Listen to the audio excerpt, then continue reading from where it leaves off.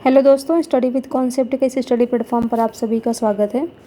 तो ये यहाँ पर हिस्ट्री ऑप्शनल का क्वेश्चन है और इसमें पूछा गया है कि अलाउद्दीन खिलजी के कृषि संबंधी सुधार का विस्तारण कीजिए।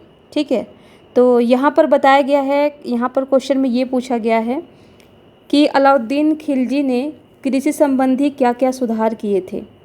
ठीक है, तो इस क्वेश्चन को हम लाइव चेक करेंगे। तो यहाँ पर आप देख सकते हैं इन्होंने स्टार्टिंग कैसे किया है कि तुर्की सुल्तानों में अलाउद्दीन पहला शासक था जिसने वित्तीय, जमीन और कृषि सुधारों की एक श्रृंखला को लागू किया जो दिल्ली सल्तनत के वित्तीय ढांचे में एक प्रकार का रेडिकल परिवर्तन लाया। क्योंकि इसका प्रभाव बहुत ही व्यापक था, बर्नी के लेखन से अलाउद्दीन खिलजी के कृषि संबंधी सुधार पर प्रकाश पड़ता है। तो ये तो इन्होंने बहुत ही बढ़िया लिखा है कि सुधार का इन्होंने स्रोत बता दिया कि कहाँ पर इसका वर्णन किया गया है। तो यहाँ पर देखिए बहुत ही अच्छा लाइन है ये कि बर्नी के लेखन से अलाउद्दीन खिलजी का कृषि संबंधित सुधारों पर प्रकाश पड़ता है।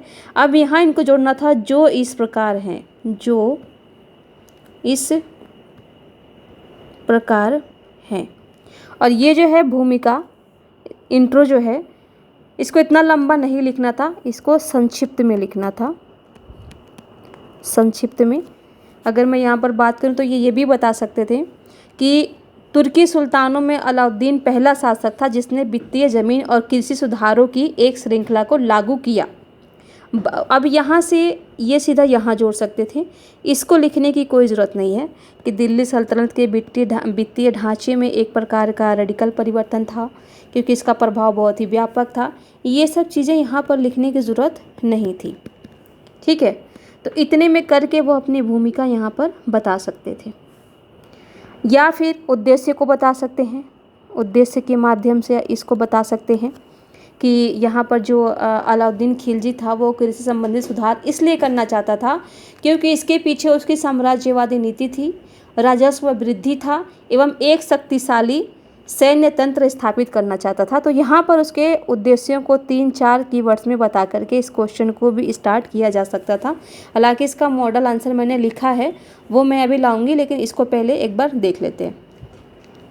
तो यहाँ पर जब भी बता दिया आपने कि ये इस प्रकार है, अब यहाँ पर आपको सब हेडिंग देना था और ये बिल्कुल पैराग्राफ जो चेंज होगा वो यहाँ से ना होकर के यहाँ से होना चाहिए था। तो यहाँ से आप पैराग्राफ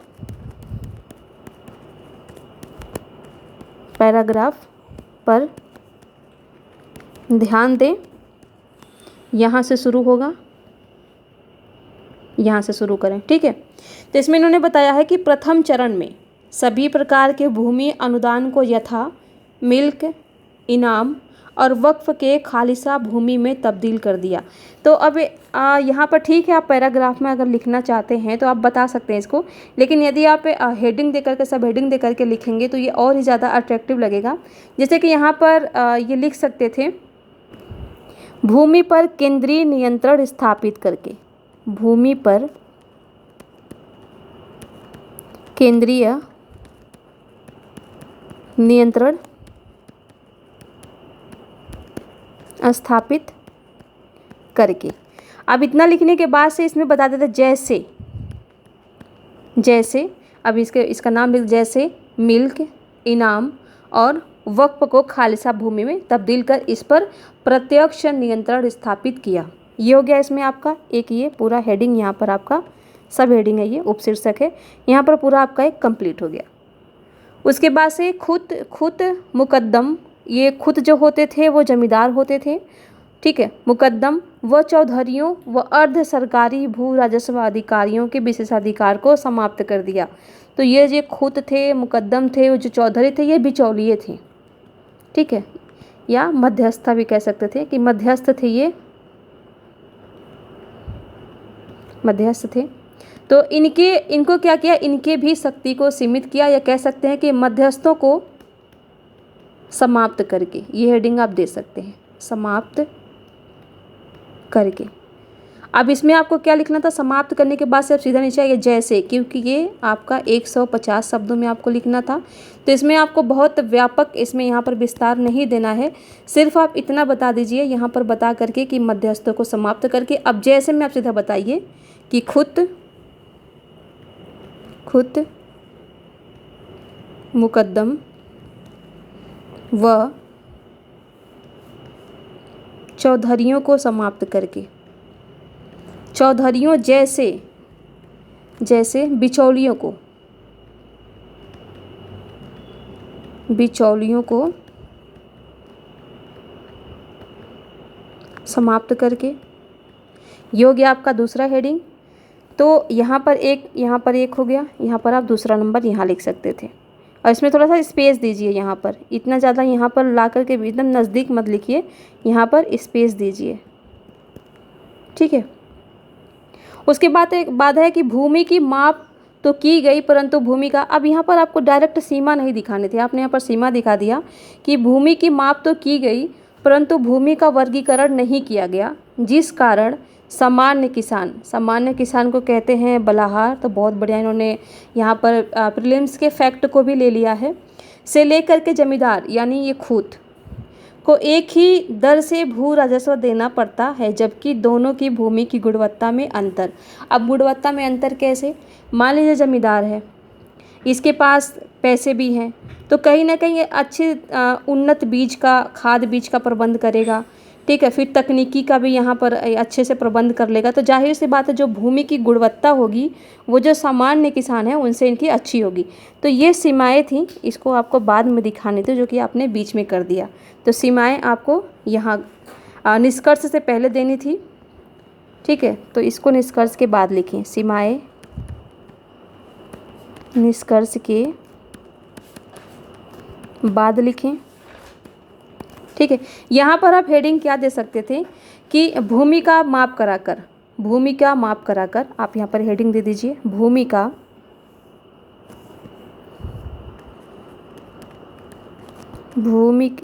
की पैमाइश कराकर। अब इसमें बताइए जैसे इस भूमि की पैमाइश को, जो अलाउद्दीन खिलजी का भूमि का पैमाइश था, इसको मसाहत पद्धति भी कहते हैं। जैसे मसाहत पद्धति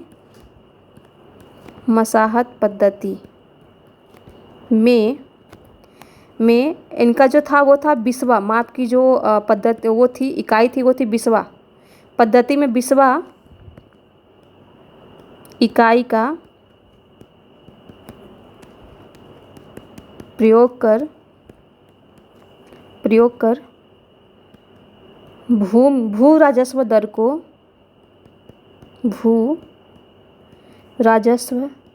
दर को निश्चित किया गया या निर्धारित किया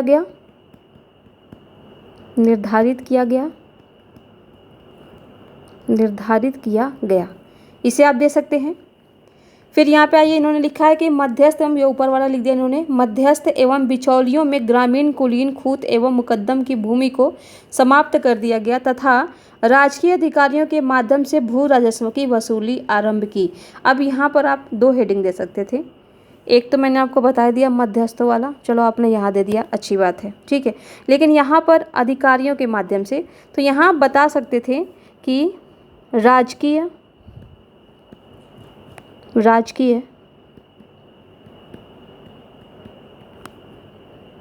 अधिकारियों की नियुक्ति कर।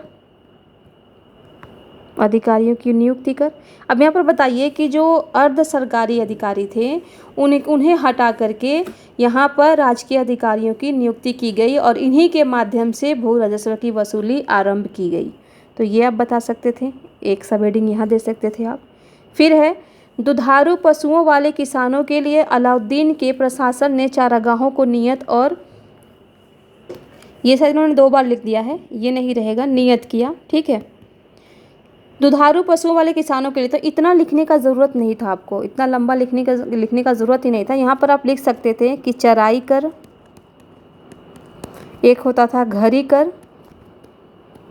कर लगाकर। अब इसमें आपको लिखना था कि ये जो कर थे ये केवल किसानों के लिए ही नहीं थे, ये मध्यस्थों पर भी लगाया गया था। तो मध्यस्थों के साथ किसानों पर यह कर लगाया गया, जिससे किसानों पर अधिभार कम हुए, क्योंकि अब ये भी चुका रहे हैं। पहले क्या था कि ये चुकाते नहीं थे तो इनको ज़्यादा देना पड़ता था। अब जब ये भी चुका रहे हैं तो इन्हीं के हिसाब से सबको जोड़ करके यहाँ पर कर लिया जाता था। फिर है, कृषकों को अपनी आय का 50% भूमि कर, चराई कर एवं आवास कर के रूप में चुकाना। नहीं, ये नहीं है।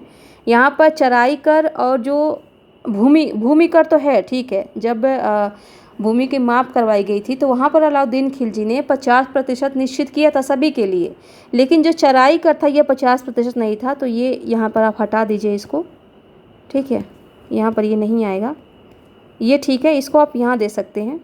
यहाँ पर जो ये भूमि की माप करवाई गई है, भू राजस्व को 50% यहाँ लिख सकते हैं, 50% निर्धारित किया गया। ये हो गया आपका। फिर है, अतः हम देखते हैं। अब यहाँ डायरेक्ट आपको नहीं आना था, इसमें कुछ सीमाएं दिखानी थी। सीमाएं क्या दिखानी थी आपको? एक तो आपने जो यहाँ पर दिया है ये रहा कि भूमि का इन्होंने माप तो करवाई लेकिन वर्गीकरण नहीं किया, जिससे न्यायपूर्वक यहाँ पर यह पद्धति लागू नहीं हो पाई, न्यायपूर्ण नहीं हो पाई, क्योंकि किसानों और जमींदारों में दोनों में अंतर नहीं हो पाया। यहाँ पर सबके लिए इन्होंने बराबर लगाया था, तो ये कहीं ना कहीं एक तरीके से कह सकते हैं बराबरी नहीं हो पाया इन दोनों में, ठीक है। दूसरा आप दे सकते थे यहाँ पर सीमाएं में, दूसरा आप दे दीजिए कि जजिया खराज जैसे कर लगाए, जैसे अतिरिक्त कर लगाया गया, अतिरिक्त कर लगाया गया, जिससे किसानों पर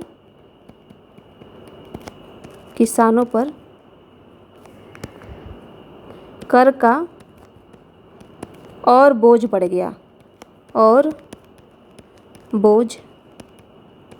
गया, ठीक है।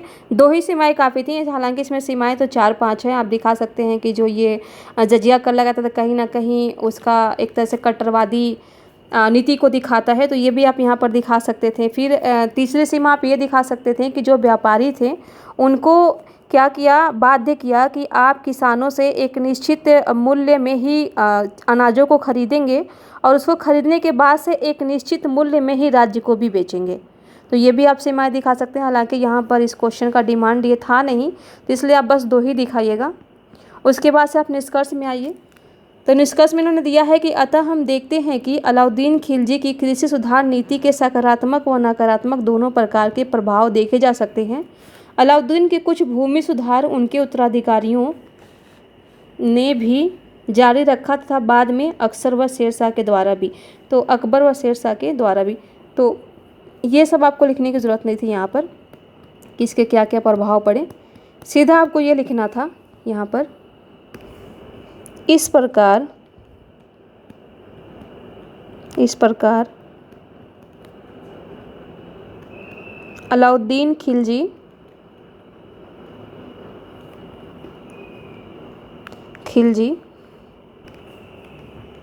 इस भूमि सुधार के माध्यम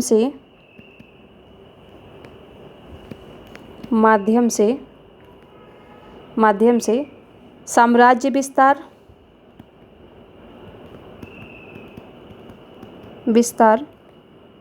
एवं आर्थिक स्थिति मजबूत किया तथा कालांतर में शेरशाह सूरी और अकबर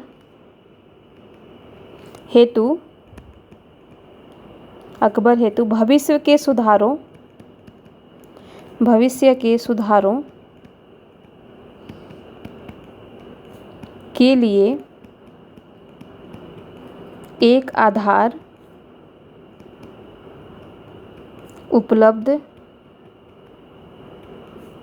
कराया।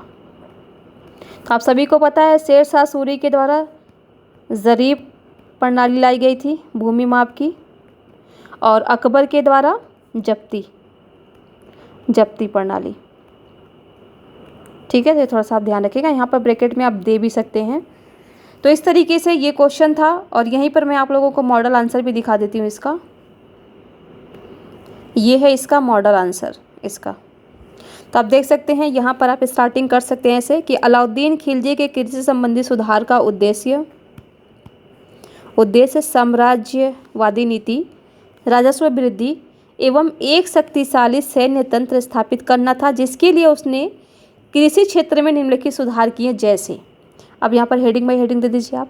धन संकेंद्रण को रोक करके, ठीक है, 150 शब्दों में पूछे तो यहाँ पर मैं ज़्यादा इसलिए लिखी हूँ क्योंकि आप लोगों को प्रॉब्लम ना आए बाद में। अगर 200 शब्दों में या 250 शब्दों में पूछ रहा है तो आप आराम से इस चीज़ को लिख पाएँ। तो धन संकेंद्रण के माध्यम से यहाँ पर वैसे ऐसे चार्ट पाई के माध्यम से भी बना करके यहाँ पर लिख सकते हैं, और ऐसे करके यहाँ पर आप दिखा सकते हैं ऐसे करके। तो ऐसे भी आपका हो जाएगा 150 में। हालांकि पर मैं पूरा लिखी हूँ ताकि आप लोगों को ज़्यादा ढूंढना ना पड़े सेंटेंस बनाने के लिए। फिर दूसरा है मध्यस्थों को समाप्त करके। तीसरा मैंने दिया है वैज्ञानिक तरीके से भूमि की माप कराई। चौथा, भूमि पर केंद्रीय नियंत्रण स्थापित कर। पांचवा, राजकीय अधिकारियों की नियुक्ति कर। फिर है आपका घरी चराई कर लगाकर दीवान मुस्तखराज नामक विभाग का सृजन कर। यहाँ मैं इसको भूल गई हूँ, तो ये भी आप दिखा सकते हैं क्योंकि ये कृषि विभाग था और PYQ में आपको मिला भी होगा। ठीक है, फिर मैंने बताया कि यह भूमि संबंधी सुधार सफल तो रहा परंतु इसकी कुछ सीमाएं भी थीं। अब बताइए कैसे? तो ये देखिए वही चीज़ जो मैंने यहाँ पर आपको बताया। फिर ये देखिए ये हो गया, और मैंने इस तरीके से जो अभी यहाँ पर निष्कर्ष बताया है वही निष्कर्ष यहाँ पर बता करके इस क्वेश्चन को समाप्त किया है। ठीक है, तो यहाँ पर आपको पैराग्राफ में थोड़ा सा ध्यान देना है कि पैराग्राफ कहाँ से चेंज करना है। इतना नज़दीक मत लिखिए, और कोशिश कीजिए सब हेडिंग दे करके लिखने की, ज़्यादा से ज़्यादा एग्जाम्पल हो, फैक्ट हो। ठीक है, और यहाँ पर स्टार्टिंग जो कीजिए वो कीवर्ड्स के माध्यम से कीजिए, समाप्ति भी कीजिए तो कीवर्ड्स के माध्यम से ही कीजिए, आपका काफ़ी बढ़िया ये आंसर हो जाएगा। तो इसी के साथ इस वीडियो को यहीं समाप्त करते हैं। आप सभी को हमारे साथ बने रहने के लिए बहुत बहुत धन्यवाद।